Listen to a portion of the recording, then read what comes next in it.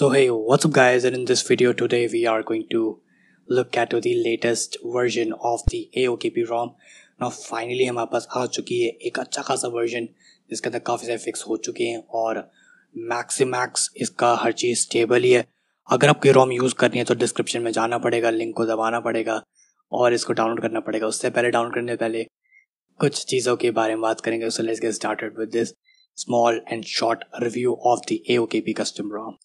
ना वैसे तो ओरियो बेस्ड है और अगर एंड्रॉयड पी की बात करोगे तो भाई टाइम है, थोड़ा रुक जाओ, मैं बताऊंगा। डिस्क्रिप्शन में लिंक भी दूंगा। मैंने पहले ही प्रॉमिस किया था अपनी पहली वीडियो पे कि ज़रूर आएगी वीडियो और लिंक्स भी आएंगे, पर थोड़ा रुक जाओ, इतनी स्टेबल नहीं है कि मैं उसको रिलीज़ कर दूँ अभी, तो सॉरी। बट अब बात करते AOKP के बारे में।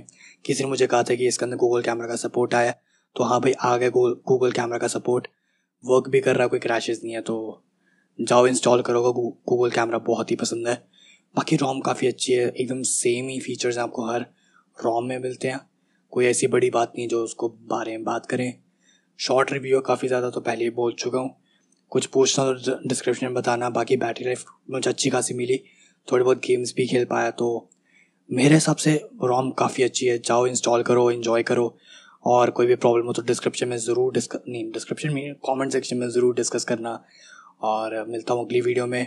काफ़ी छोटा रिव्यू था और कुछ पूछना तो ज़रूर बताना। कोई प्रॉब्लम आए रोम के साथ मुझे बताना। और हाँ, TWRP का लेटेस्ट वर्जन यूज़ करना, नहीं पता तो डिस्क्रिप्शन में देने की कोशिश करूँगा। वैसे ज़रूर दूंगा, कोशिश करनी दे दूंगा डिस्क्रिप्शन में। उसको फ्लैश करना, फिर आप ये रोम फ्लैश आराम से कर पाओगे।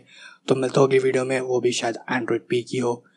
तो लाइक शेयर सब्सक्राइब ज़रूर करना और मिलता हूँ अगली वीडियो में। So thanks for watching.